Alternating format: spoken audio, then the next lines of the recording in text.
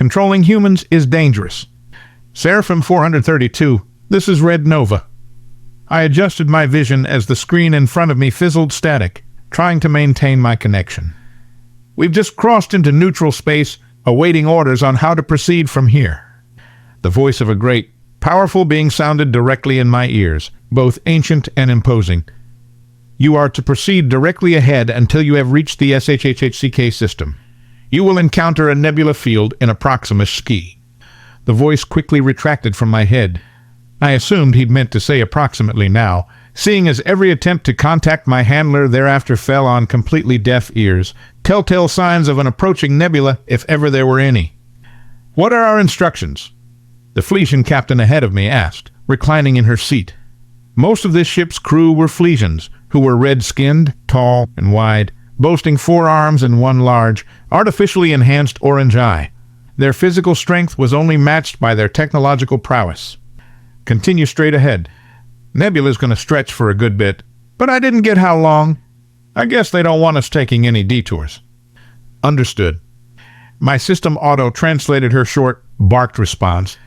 The captain regarded me with nothing shy of disdain, and it had been the same way ever since I'd first boarded this vessel. I understood it somewhat.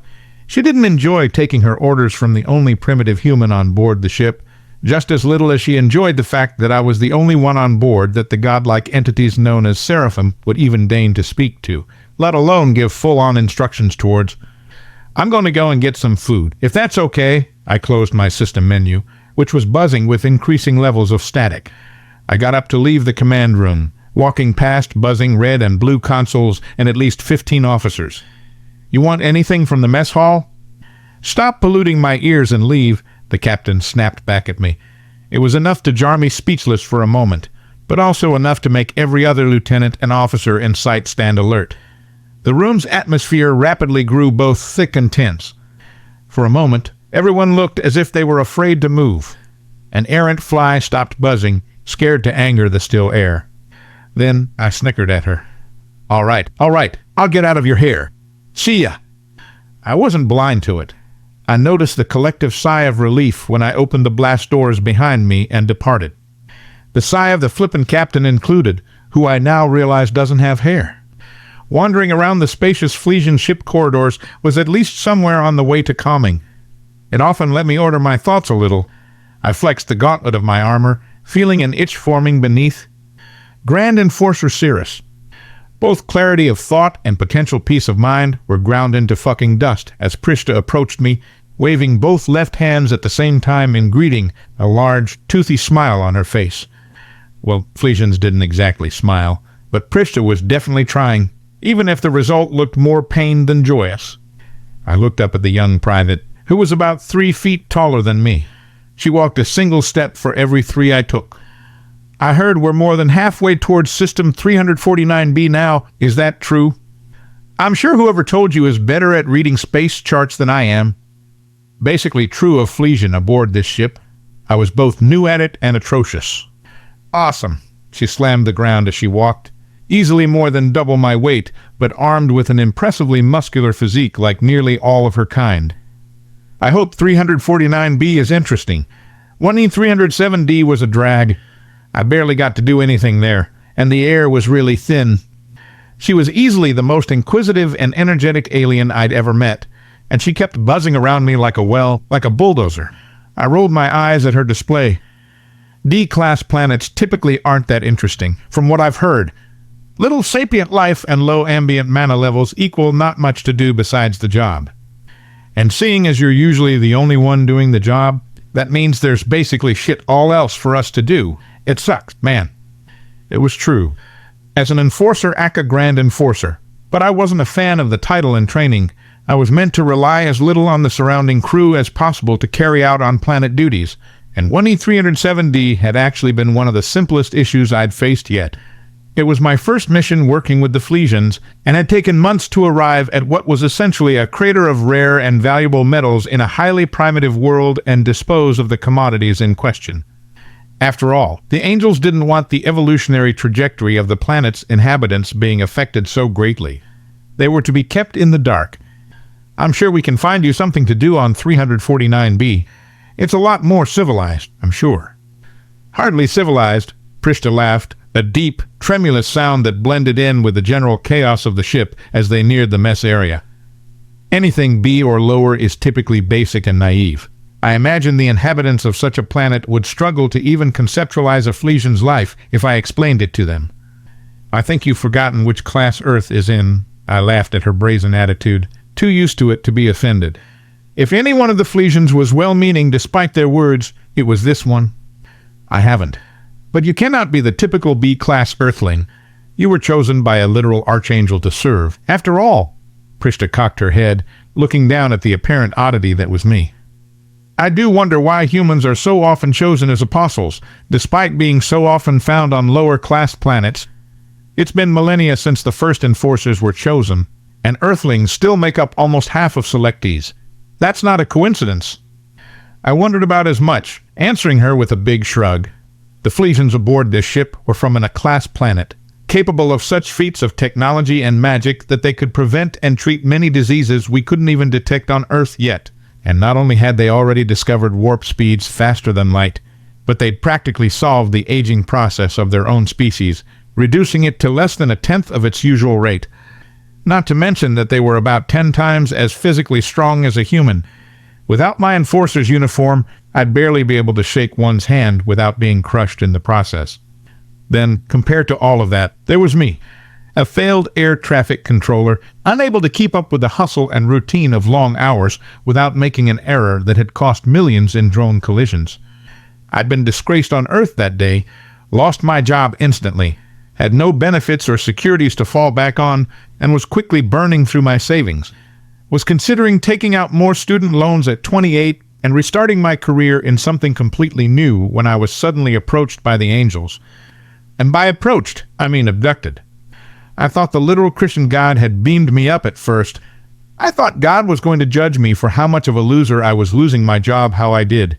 But instead I found that not only were these not the angels I knew from books, and looked about as human in origin as I did, but they didn't judge or ridicule me whatsoever. Instead, I was made privy to information no human on Earth seemed to know. Truths about the wider galaxy and those beyond, about other worlds, about magic, and technology beyond the wildest dreams of anyone I'd met back home. I glimpsed the advent of infinity, and I was given a choice. Stay ignorant and go back, or serve as a soldier for the benevolent guides of the universe, who chose to reveal themselves only to a seldom few. To this day, I had no clue why they'd picked me. I only hoped that I'd prove to be worth it in the end. I was greeted with waves and salutes as soon as I made my way into the mess hall. Technically, I didn't carry a rank, but besides Prishta, who I'd spent the most time with, almost every Flesian seemed to carry some measure of either fear or respect for me, while often the two intermingled. Grand Enforcer, an ensign said as he vacated his seat, clearing the space for me.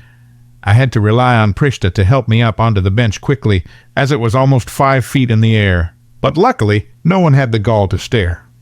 I didn't really know how I felt about being feared, especially by massive one-eyed space aliens with the power to crush ancient oaks between their thighs. As I sat down, conversation resumed its natural flow around me. Capacitors' cores emitting eddies again. Turbulence is going to be the least of our problems if we don't smooth the matrix. 15 minutes in this nebula is enough to exacerbate the existing micro-tears. If they become untenable, we're just going to end up behind again. You'd have rather gone around, huh? That was 2 of the kitchen staff to my left, sat there munching and chatting on their break. The fact I barely even follow the casual conversations of the kitchen workers aboard this vessel just made me feel even more out of place. Hey, Cirrus, what do you want? Grilled cheese. Yeah, if you don't mind, what are you going to have? Prishta shrugged. Hey, I'll just get something synthesized. Close my eyes and press a random button. Prishta made me feel like I fit in. She got up and left, knowing it was more hassle than I like to get up and down from one of these benches too many times. I caught smiles as I waited. Occasionally, someone would strike me up in conversation. I liked it here. I could definitely feel out of place fairly often, but ultimately, most of the Flesians made an effort, even if some like the captain would rather see the back of me. It wasn't just fear that made this partnership work. It was the ethic of the crew. I watched Prishta bounding back over to me, smiling with manic rows of teeth as she clutched a massive grilled cheese sandwich the size of my head for me, and a large slab of meat for herself in the arm beneath. I watched, and I smiled back at her. Then, a massive chunk of debris smashed into Prishta's side and sent her crashing into the far wall as the ceiling exploded. My grilled cheese hit the floor just as limply as Prishta did, and with the exact same velocity, my happiness vanished. Taking off, I engaged the thrusters around my ankles and soared across the now weightless room towards Prishta's fallen body as artificial gravity began to ensue around me, though only then did 30 new aliens drop down right in front of me, ready and eager to fuck me up. A quick scan from my system informed me that said aliens were called the Kraws, a species from outside the Federation known for their numerous population and ability to create sapient technology they could link their spirits to. Before I could hear the next part of the message, I was forced to duck as a stream of blasts beamed straight in my direction. Engaging my suit's combat stance and preparing a spell, I blasted a furnace of heat directly into the maelstrom of combatants, still dropping right in front of me, singeing and burning up many of them as more Flesians took up the fight around me, physically overpowering their foes, though it was soon clear we were hopelessly outnumbered. I dodged 3 blasts, and my suit absorbed 2 more before I activated my astral blade and used it to tear through 3 more Kraws in a line, bisecting all of them. It had taken me time to become this strong, years of training on foreign worlds, of missions, and while I wasn't sure if all of that fighting had been for the best reasons, if any of what I did was, I knew that right now, my strength was important for keeping my crew alive, for keeping Prishta alive, if she even still was. 5 aliens dogpiled me at the same time, these ones outfitted with sparked gloves and melee weapons, and I had to filter a decent portion of my mana into my armor in order to absorb the blows and repel all 5 of them. I took to the air, soles of my suit burning jet blue flame as I looked to survey the situation. I couldn't unleash anything too heavy here, even if I was careful not to hit anything vital on the ship. The prospect of collateral damage was too high, and there was no telling if any of these now hundreds of Kraws carried high ordnance explosives. Still, each Flesian was worth about 10 Kraws from what I could see of the fighting, and there were at least 1,000 Flesians on the ship. The problem was, the tide of Kraws seemed to be near unending, and if I couldn't find a means to stem the tide... Grand Enforcer, where are you going? I ignored it. I needed to ignore it if I wanted them to live. The Flesians were so much smarter than me. If I had time to explain the extent of my abilities to them, I'm sure they could have figured me out a better plan than I could ever come up with. But time was not our ally. I flew through the open fracture, my helmet auto-equipping as I did so. Nebula space was damaging to most systems, but my suit could handle short exposure. If I could find a way to seal the damage and stem the invasion until we were out of the nebula field, then we could make a new warp jump. It was the only way. Synthesizing a hermetic seal was difficult enough on the fly, but when there were 50 aliens attacking you at once, it was that much harder. Flesians followed me, assuming I'd need the assistance, distracting and picking off some of my attackers, giving me the time to seal up the damage to the hull that connected the exterior to the mess hall. That was 1 hull down. But 5 more had popped up in the time that I'd done even that much. The boarding party was unrelenting. Thousands of Kraws could be seen floating between here and their mothership.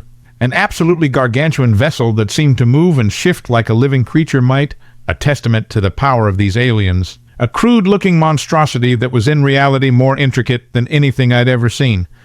If the Kraws were in the Federation, I was sure they'd be S-class. It wasn't long until I spotted something more beyond. Something flying at the edge of the nebula. Something strange, long, and made of shimmering silver scales.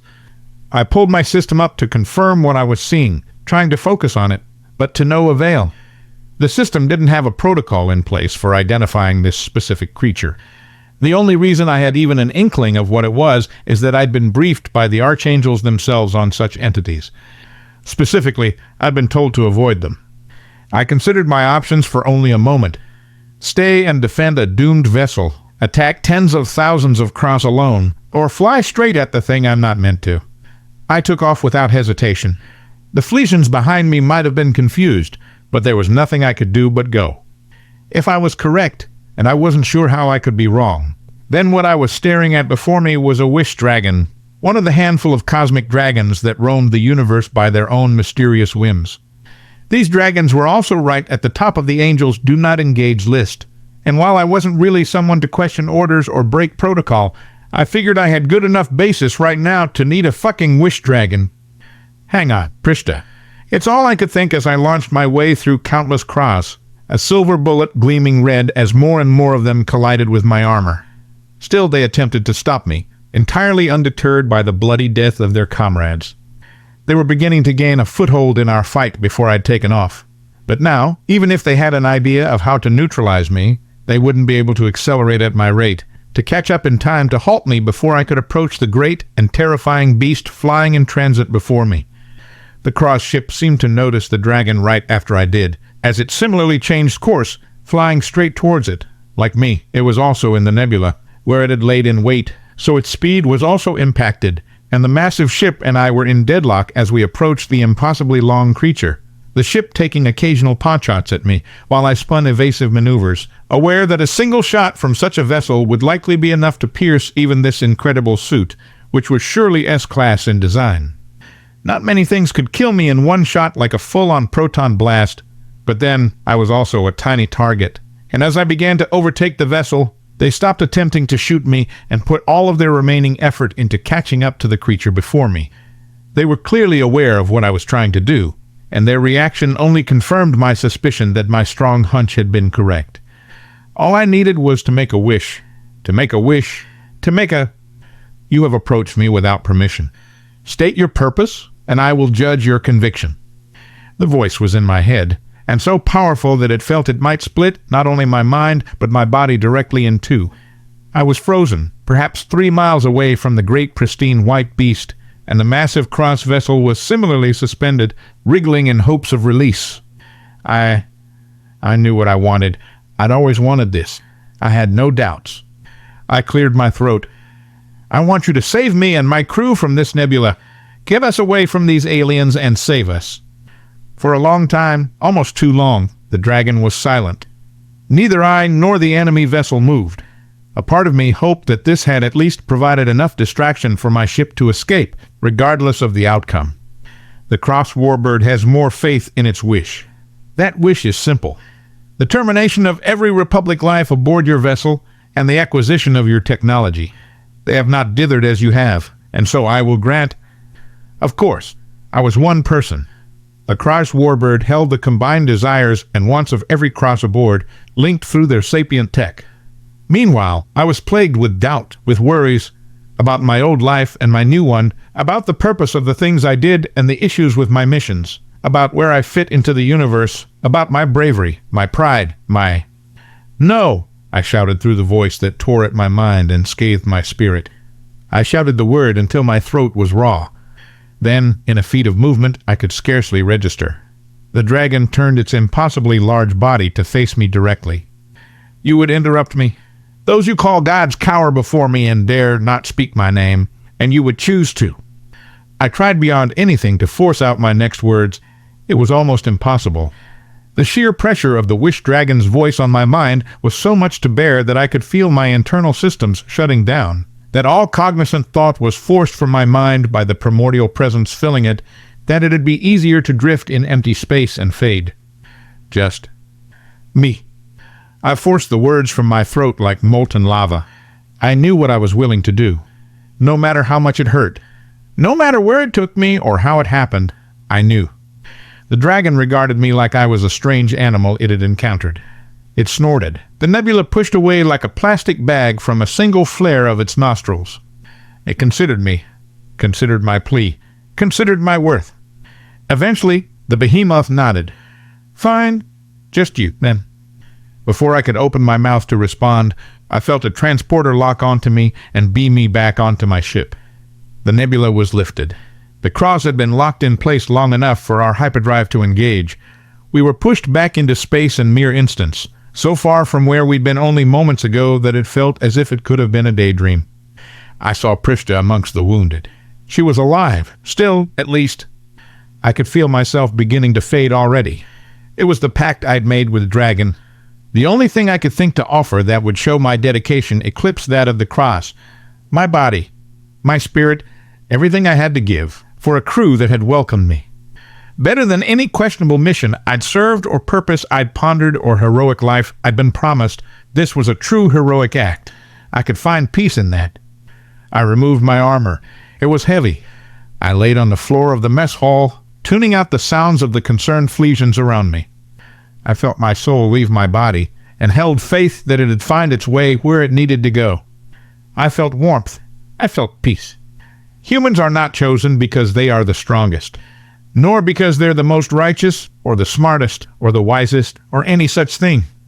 Humans are chosen because they are irreverent, because they defy the natural order of things, because even in the face of harsh and crushing reality, if a human believes they can change that reality, they'll go to incredible lengths for even the smallest chance to do so. Humans should be kept in the dark. Their civilizations should not be permitted under any circumstance to advance too far. Only a certain number of human agents should be selected and employed by handlers at any one given time. Always remember, attempting to control humans is dangerous.